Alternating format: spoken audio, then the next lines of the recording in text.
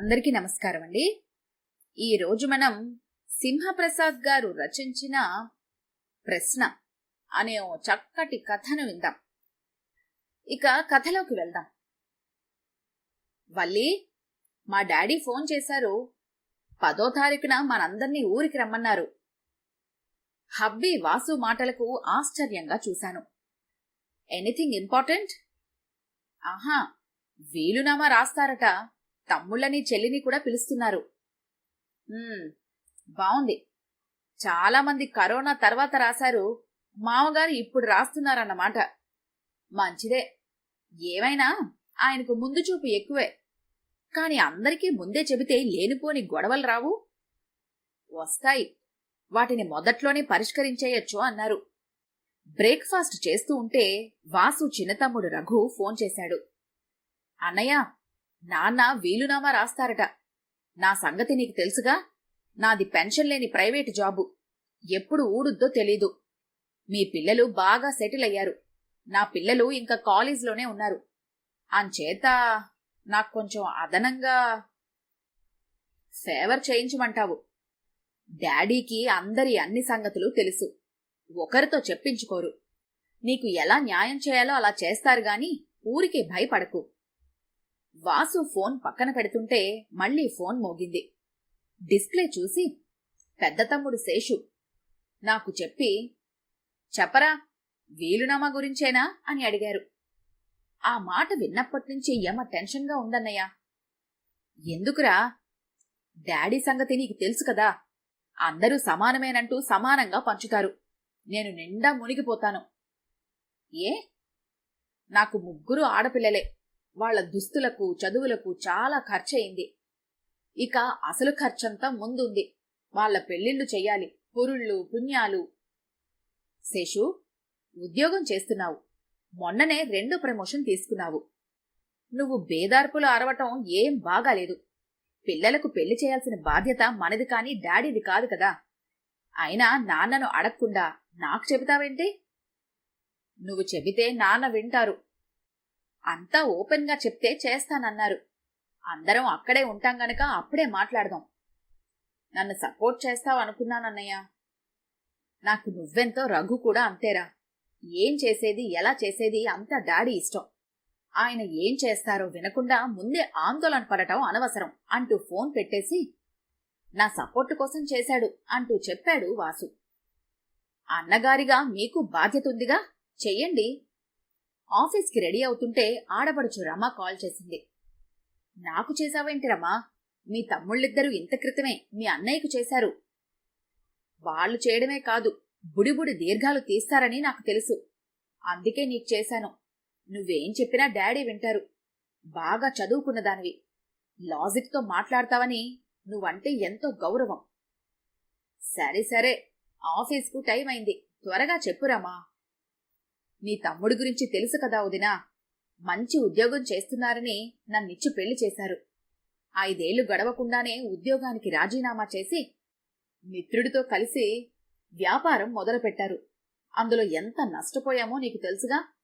తర్వాత real estate అన్నారు. లక్షలొచ్చి పడతాయి అన్నారు. కొన్న భూమి కోర్టు గొడవల్లో ఇరుక్కుంది. ఈలోగా రొయ్యల చెరువుల్లో కోట్లు మిగులుతాయని అందులోకి దూకారు. రొయ్యల సాగు గురించి చెప్పేదేముంది? ఎప్పుడు వైరస్ వచ్చి అవి తేలి మమ్మల్ని ముంచేస్తాయో తెలీదు. కంటి నిండా నిద్ర లేకుండా ఉన్నామంటే నమ్ము. ఇవన్నీ మీ నాన్నగారితోనో అన్నయ్యతోనో చెబితే లాభం ఉంటుంది. నాతో ఏమవుతుంది చెప్పు? నీ వల్ల కానిది ఉండదొదినా. చెప్పానుగా, నువ్వన్నా నీ మాటలన్నా మా డాడీకెంతో గురి. సరే, ఆయన నీకు అన్యాయం చేసినట్టు అనిపిస్తే అప్పుడు కల్పించుకుంటానులే. నువ్వు మాటిస్తే నా పని అయిపోయినట్టే వదినా అంటూ పొంగిపోయింది. కారులో ఆఫీస్కు వెళుతూ రమా నాకు ఫోన్ చేసిందని చెప్పాను. ఏమిటో అనవసరంగా డాడీ తేనెతుట్ట కదిలిస్తున్నారు. మామయ్య గారికి ఇవన్నీ తెలియవు అనుకోను. ఈపాటికి ఏదో ఒక నిర్ణయానికి వచ్చేసుంటారు. మనం వెళ్లి శంఖంలో పోయడమే. చూద్దాం. నువ్వు సెలవు పెట్టడం మర్చిపోకు సుమా. 1 రోజు ముందే అత్తగారి ఊరికి వెళ్ళాం. అప్పటికే మిగతా 3 కుటుంబాలు వచ్చేశాయి. పెద్ద పండుగ మళ్లీ వచ్చినట్టుగా ఉంది. అత్తయ్య ఆనందానికి పట్టపగ్గా లేవు. వంట వడ్డన మాకు అప్పగించి మీరు హాయిగా రెస్ట్ తీసుకుండత్తయ్యా అన్నారు శేషు భార్య ప్రియదర్శిని, రఘు భార్య లలితకుమారి. మేమిక్కడ ఉన్నంతకాలం మేమే వంటింటి మహారాణులు అత్తయ్యా అంటూ జత కలిశారు. మురిసిపోయింది ఆవిడ. ఆ మాట అన్నారు అదే 10,000. నా బిడ్డలకు నేను వండి పెడితేనే నాకు తృప్తిగా ఉంటుంది. మీరెళ్ళి కబుర్లు చెప్పుకోండి. మీ బిడ్డలకే గాని మాకు వండి పెట్టరా? నవ్వుతూ చురక వేశాను. అయ్యో ఎంత మాట శ్రీవల్లి, మీ ముగ్గురు ఈ ఇంటి మహాలక్ష్ములు. నగలు అలంకరించుకొని కూర్చోటానికే కాని మీ వంటింటి సామ్రాజ్యంలో అడుగు పెట్టకూడదన్నమాట నిష్ఠూరంగా అంది ప్రియదర్శిని. అంతేనా, లేక మేం మీలాగా వండలేమని వద్దంటున్నారా? లలితకుమారి ఆరా తీసింది. అదేమీ కాదర్రా, మీరు మా బంగారాలు. రోజు మీ వంట తింటున్నారుగా, ఈ 3-4 రోజులు నా చేతి వంట తిననివ్వండి. అయితే ఒక షరతు, మాకు కొన్ని పనులు పురమాయించాలి, మా సాయము తీసుకోవాలి. మరి కాదనలేకపోయారు ఆవిడ. ఆ వాళ్ళంతా కబుర్లతో చలోక్తులతో ప్రశంసలతో సరదాగా గడిచింది. మీరెప్పుడూ ఇలాగే కలిసిమెలిసి ఉండాలి, సంతోషంగా ఉండాలి, ఒకరికొకరు సాయ సంపదలు అందించుకోవాలి చెమ్మగిల్లిన కళ్లతో అన్నారు మామయ్య. వెంటనే కొడుకులు కూతురు ఓ అలాగే డాడీ అనేశారు. మర్నాడు ఎలాంటి తుపాను వస్తుందోనని వారి గుండెల్లో గుబులుగానే ఉందన్న సంగతి వారి ముఖాలే చెబుతున్నాయి. 11ంటికి మామయ్య గారు అందరినీ హాల్లోకి పిలిచారు. అందరం వెళ్లి ఆయన వంక ఆసక్తిగా చూశాము. మామయ్య గారు కొన్ని పేపర్లు బయటకి తీశారు. ఈ మధ్యన ఆరోగ్యం అంతగా బావుండటం లేదు. రేపు లేనిపోని తేడాలు గొడవలు రాకుండా ఇప్పుడే మీతో ఒక మాట చెప్పి వీలునామా రాసేయాలి అనుకున్నాను. ఆగి అందరి వంక చూశారు. అంతా మౌనంగా ఉండిపోయేసరికి తిరిగి తనే అన్నారు. మేము ఒకరిని ఎక్కువగా ఒకరిని తక్కువగా చూడలేదు. అందర్నీ సమానంగా చూశాము, పెంచాము, చదివించాము. మీ శక్తియుక్తుల్ని బట్టి చదువుకున్నారు. ఉద్యోగాలో వ్యాపారమో చేసుకుంటూ బాగానే సంపాదించుకున్నారు. సంతోషం. మనకిప్పుడు 10 ఎకరాల పొలం, 2 ఎకరాల మామిడి తోట, టౌన్లో ఇళ్ల స్థలాలు, ఎక్కడో ఇల్లు ఉన్నాయి. వీటన్నింటినీ ఇవాల్టి విలువని బట్టి లెక్కగట్టి 6 వాటాలు వేశాను. ఉలిక్కి పడ్డాము అంతా. మేం 4గురమే కదా డాడీ? వెంటనే శేషు అడిగాడు. నాకు మీ అమ్మకు విడిగా వాటాలు వేశాను. ఇవాళ రేపు ఆస్పత్రులకు ఎంత ఖర్చవుతుందో మీకు తెలుసుగా. ఏమంటావమ్మా శ్రీవల్లి అంటూ నన్నడిగారు. ఆసరికే నా ముఖం ఎర్రబడింది. ముక్కుపుటాలు అదురుతున్నాయి. లోపల మండుతూ మౌనంగా ఉండిపోయాను. మీ ఆస్తి ఎలా పంచుతారో మీ ఇష్టం, మధ్యలో ఎవరి పత్తనం అక్కర్లేదు విసురుగా అన్నాడు వాసు. అక్కకి పెళ్లిలోనే ఇంత మోటిచ్చేశారు, మళ్ళీ ఇప్పుడు వాటా పంచడం అంటే డబుల్ షేర్ ఇవ్వటమే. రఘు ముఖాన గంటు పెట్టుకున్నాడు. అది కట్నం, ఇచ్చింది నాకు కాదు మా అత్తవారికి. ఇది నా హక్కు, నా వాటా నాకివ్వాల్సిందే. రమ గొంతు పెంచింది. ఆడపడుచుకి 1 రూపాయి పెట్టాలి గాని దానికి పెట్టిన దాని గురించి లెక్కలేయకూడదురా చిన్నోడా అన్నారు అత్తయ్య. ఏమన్నయ్యా మాట్లాడవే? ఇది డాడీ ఆస్తి. తన ఇష్టానుసారం పంచే హక్కు అధికారం డాడీకున్నాయి. కాదనడానికి మనమెవరంరా అన్నాడు వాసు. తన ఎప్పుడూ అంతే, అందరితో మంచివాడు అనిపించుకోవాలని చూస్తారు తప్ప ఎటూ తేల్చి చెప్పరు. డాడీ సంపాదించిందే కాదు, ఆ తాత ఈ తాత ఇచ్చింది కూడా ఉంది. వాటి మీద మనవలుగా మనకే పూర్తి హక్కు ఉంటుందని ప్లేటర్ చెప్పాడు అన్నాడు శేషు. అంతా అదిరిపడి చూశారు. ఇది మన కుటుంబ వ్యవహారం, మనలో మనం తేల్చుకోవాలి. కింద మీద పడినా పర్వాలేదు గాని గొడవలు పడకూడదు. రేపు ఎవరు కోర్టు గడప తొక్కకూడదనేగా ఇప్పుడు వీలునామా తలపెట్టింది అన్నారు మావయ్య. ఆస్తి పంచుతున్నప్పుడు ఇంకా మీ వీలునామా ఎందుకు అంకుల్? ఏకంగా వాటాలు పంచి ఇచ్చేయండి, ఎవరి వాటా వాళ్ళు ఎప్పటినుంచి అనుభవిస్తారు ప్రియదర్శిని కల్పించుకుంది. ప్రియదర్శిని చెప్పింది సబబుగా ఉంది, ఆలోచించండి మావయ్య అన్నాను. శ్రీవల్లి బలపరుస్తోంది గనక అందరికీ సమ్మతమైతే అలాగే చేద్దాం, ఏమంటారు? పంచడమే కాదు, రిజిస్ట్రేషన్ పూర్తి చేసి ఎవరి కాగితాలు వారికి ఇచ్చేయండి అంకుల్ అన్నాడు ఇంటల్లుడు అనిల్.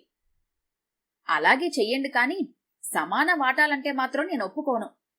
అన్ని చేతివేళ్లు ఒకేలా ఉండవు, అందరి బరువు బాధ్యతలు ఒకే రకంగా లేవు.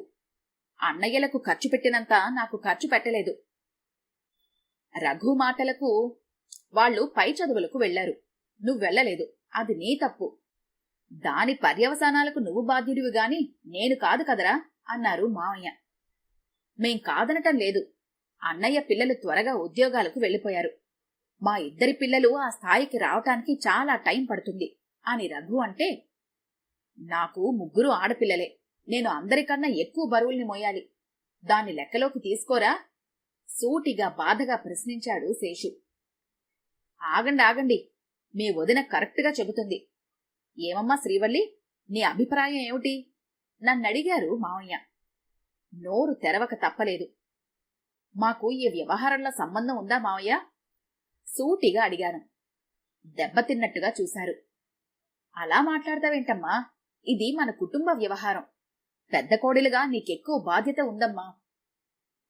మేం బరువు బాధ్యతలు మోయటానికేనన్నమాట. చిత్రంగా మాట్లాడతావేంటి వల్లి? అసలు నీకేవాళ ఏమైంది అంటూ వాసు ముఖం చిట్లించాడు. జ్ఞానోదయం అయింది. అదేంటమ్మా అలా అంటావు? ఇప్పుడు జరగకూడదు ఏం జరిగింది? నీ మాటెవరూ కాదనలేదుగా అత్తయ్య అన్నారు. ఆస్తి పంపకాల్లో కోడల్ని సంప్రదించాలన్న ఆలోచన మీకు రావటం చాలా దారుణం మావయ్య. లోక తీరును బట్టే చేస్తారు తప్ప నీకేదో స్పెషల్ సింహాసనం వెయ్యరు. కోప్పడ్డాడు వాసు. ఇంకా పంపకాలు అవ్వనే లేదు శ్రీవల్లి. నీ అభిప్రాయం నిర్మోహమాటంగా చెప్పు అన్నారు మావయ్య. ఎన్ని వాటాలు వేస్తారో ముందే చెప్పేశారుగా. కొడుకులకు కూతురికి వాటాలేశాను. మా తనువులు వెళ్లాలి గనుక మా ఇద్దరికీ చెరో వాటా వేసుకున్నాం. అది తప్పంటావా? అనను. కాని ఆ కుటుంబ సభ్యుల్లోకి కోడళ్లు ఎందుకు రాలేదన్నది నా ప్రశ్న. కొడుకులకే కాదు కోడళ్లకు వాటా ఇమ్మంటోంది డాడీ. రమ హేళనగా నవ్వింది. అప్పుడింక మా చేతికొచ్చేది ఆస్తి కాదు, ఖాళీ చిప్ప. శృతి కలిపాడు రఘు. అదేంటమ్మా, కొడుకులకిస్తే మీకిచ్చినట్టు కాదా? మావయ్య ప్రశ్నించారు. కానే కాదు, ఎవరిది వారిదే. ఆ మాట బాగోలేదమ్మా శ్రీవల్లి. మొగుడు పెళ్లాలు ఎప్పుడూ ఒకటే అంటూ నొచ్చుకున్నారు అత్తయ్య. నీ ఉద్దేశం ఏంటక్కయ్యా? ప్రియదర్శిని అడిగింది. పెళ్ళవుతూనే ఇంటికొచ్చాము. ఈ ఇంటి సభ్యులమయ్యాము. పెళ్లితో వీరి గోత్రమే మనదయింది. ఈ ఇంటి పేరు మనదయింది. ఇప్పుడు కాదని ఎవరన్నారు? మావయ్య అడిగారు. మా పెళ్ళవుతూనే ఈ ఇంట్లో అడుగు పెట్టినప్పుడు మీరేమన్నారో గుర్తుందా మావయ్య? నువ్వు ఇంటి పెద్ద కోడలివి కనుక కుటుంబ పరువు ప్రతిష్టలు, మర్యాదలు, సాంప్రదాయాలు అన్నీ నిలబెట్టాల్సిన బాధ్యత నీదే. అన్నయ్య అంటే తండ్రి తర్వాత తండ్రి అన్నారు. వదినంటే తల్లే. అంచేత మరుదుల్ని, ఆడపడుచుని చక్కగా చూసే బాధ్యత కూడా నీదే అన్నారు. అవును, అవే మాటలన్నాను. నువ్వు నీ తోడి కోడళ్ళు అవి చక్కగా పాటించిన మాట నిజమే. అయితే ఇప్పుడు ఏంటి? పూర్వం పెద్ద కొడుకంటే పెద్ద పాలేరు అని అదనంగా ఏదో ముట్ట చెప్పేవారు. ఇప్పుడు అన్నయ్యకి కాకపోయినా వదినకి ఇవ్వమనేమో. వంకరిగా నవ్వాడు శేషు. నా వంక కొరకొరా చూశాడు వాసు. మేము ఇంటి సభ్యులుగా కుటుంబ పరువు మర్యాద కాపాడాలి. కుటుంబ బరువు బాధ్యతలు పంచుకోవాలి. మేమీ కుటుంబ సభ్యులమే అయినప్పటికీ మాకు బాధ్యతలు తప్ప ఇంటి మీద గాని, కుటుంబ ఆస్తి మీద కాని ఎలాంటి హక్కు, అధికారం ఎందుకు లేవన్నది నా ప్రశ్న. ఈ ఇంట్లో కోడళ్ళు ఉత్త సభ్యులే అంటే మాత్రం నేను అంగీకరించను. అలా ఆలోచిస్తే అక్కన్నది సమంజసమే, ప్రియదర్శిని అంది. ఇదేమీ వ్యాపార భాగస్వామ్యం కాదు, కుటుంబ స్వామ్యం. వాసు కసురుకున్నాడు. తెలుసు, నేనడిగేది కుటుంబ ఆస్తిలోని భాగమే. వదిన అతి తెలివిగా మాట్లాడుతోంది. అప్పుడు తన పుట్టింటి నుంచి తెచ్చుకున్నది గుమ్మడాస్తే అవుతుందిగా? రఘు అన్నాడు. అవ్వదు, అది నాది. కూతురు గనక రమకి వాటా ఇస్తున్నాగా. అలాగే మేము పుట్టిల్లు నుంచి తెచ్చుకున్నాం. మరి మాకు అత్తింటి నుంచి ఎందుకని ఏమి ఇవ్వరు? నువ్విలా అడ్డంగా మాట్లాడటం నాకు నచ్చలేదు అంటూ ముఖం మార్చుకున్నారు మామయ్య. పితృస్వామ్య ఆలోచన దృక్పథంలోంచి బయటకొచ్చి చూస్తే నా మాటలు ఎంత న్యాయమో అర్థమవుతాయి మావయ్య. అత్తయ్యగారు తెచ్చుకున్నది రమకి కట్నంగా ఇచ్చారు. ఆవిడికేం మిగల్లేదు గనక వాటా ఇస్తున్నారు. రఘు వాళ్ళది లవ్ మ్యారేజ్. లలిత ఏమీ తెచ్చుకోలేదు. ఇలాగే ఒక్కో కోడలి ఆర్థిక స్థితి ఒక్కో రకంగా ఉంటుంది. వారికి కుటుంబ ఆస్తిలో భాగం ఇవ్వకపోవడం అంటే తోటి కుటుంబ సభ్యులకు ముమ్మాటికి అన్యాయం చేస్తున్నట్టే. నా స్వరం మరింత పెరిగింది. మొగుడు పెళ్లాల్ని వేరువేరుగా ఎందుకు చూస్తున్నారో నాకు అర్థం కావటం లేదు, బాధగా అన్నారు మామయ్య. ఒకటే ఎలా అవుతారు? నిజంగా మీరా సంగతి మనస్ఫూర్తిగా నమ్మితే ఆస్తి కొడుకులకు కాక కోడళ్లకు రాయండి. రాయగలరా? ఖచ్చితంగా రాయలేరు. ఆయన ఆస్తే నా ఆస్తి, ఆయన ఇల్లే నా ఇల్లు, ఆయన సంపాదనే నా సంపాదన అనుకోమంటారు. నాకు విడిగా ఎలాంటి గుర్తింపు లేదంటారు. ఆయన నీడలా ఉంటూ ఆయన దయాదాక్షిణ్యాల మీద ఎప్పటికీ ఆధారపడి ఉండాలంటారు. ఇదేనా కుటుంబ వ్యవస్థ ఇంటి కోడళ్ళకిచ్చే గౌరవం? నేను ఉద్యోగం చేస్తున్నాను గనక ఓకే, లేకపోతే నా పరిస్థితి ఏమిటి? ప్రతి దానికి మొగుడి మీద ఆధారపడాలి అంటే గాలిలో వేలాడాలి. వేరువేరు అనుకుంటే తేడాగానే ఉంటుంది, అంతా ఒకటే అనుకుంటే ఏమీ ఉండదు అన్నారు అత్తయ్య. రేపేం జరుగుతుందో ఎవరు ఊహించగలరత్తయ్య? ఏవైనా జరగచ్చు, మేం విడిపోవచ్చు, వేరే మోజులో పడి నాకు పిల్లలకు అన్యాయం చేయొచ్చు, వ్యసనాలకు తగలేయచ్చు, ఇది నా ఇల్లు అంటూ ఇంట్లోంచి నన్ను తరిమేయచ్చు. అటువంటప్పుడు కుటుంబం ఆయా సభ్యులకు అండగా నిలబడాలిగా. మరప్పుడు విడిగా ఆస్తి హక్కు ఎందుకివ్వరు? మిమ్మల్ని ఒక్కర్నే కాదు, మొత్తం ఈ పితృస్వామ్య సమాజాన్ని ప్రశ్నిస్తున్నాను. ఎవ్వరూ మాట్లాడలేదు. మధ్యలో శవం ఉన్నట్టుగా మౌనంగా ఉండిపోయారు. అవసరం రానంత వరకు ఉమ్మడిగానే ఉంటుంది, అవసరమైనప్పుడు ఎవరిది వారికే అవుతుంది అంటూ గొనుక్కున్నారు మావయ్య. అది నా ప్రశ్నకు సమాధానం కాదు మావయ్య. నీ ప్రశ్న చాలా విచిత్రంగా ఉంది. ఏ ఇంట్లోనూ లేనిది మనింట్లోనే ఎందుకు? దానర్థం నా ప్రశ్నకు సమాధానం ఇవ్వలేని స్థితిలో కుటుంబం ఉంది అంటే నేను ఇంట్లో ఒక డమ్మీని. అది తెలిసి కూడా నేనిక్కడ బొమ్మలా కూర్చొని మీ రేడియో సంభాషణ వినటంలో అర్థం లేదు అంటూ విసురుగా లేచొచ్చేశాను. నా వెనకే ప్రియదర్శిని, కాసేపటికి లలితాకుమారి వచ్చేశారు. మీ నిర్ణయానికి నిరసనగా మీ కోడళ్లు వాకౌట్ చేశారు డాడీ, మా వెనక ఎవరో అన్నారు. అవును, మాది వాకౌటే, కుటుంబంలోంచి వాకౌటే. శ్రీవల్లి పిలుస్తూ అత్తయ్య వచ్చారు. ఇంట్లో మీకు లేని హక్కులు నాకు ఉండదు గాని లోపలికి పదండి. అది కాదత్తయ్య. లోపలికి రండి, నేనున్నానుగా. మౌనంగా అత్తయ్యని అనుసరించాము. వీళ్ళు నాలాగానే ఈ కుటుంబంలోకి వచ్చారు, కుటుంబ సభ్యులయ్యారు. కోడళ్లకు ఆర్థిక భద్రత కల్పించాల్సిన బాధ్యత ప్రతి కుటుంబం మీద ఉంది. ఉమ్మడి ఆస్తిలో వారికి వాటా వేయాల్సిందే అని అన్నారు అత్తయ్య. మేమందరం చప్పట్లు కొట్టాం. ఈ కథ గనుక మీకు నచ్చినట్లయితే లైక్ చేయండి, షేర్ చేయండి. మరిన్ని ఇంట్రెస్టింగ్ కథల కోసం మా ఛానల్ని తప్పకుండా సబ్స్క్రైబ్ చేసుకోండి.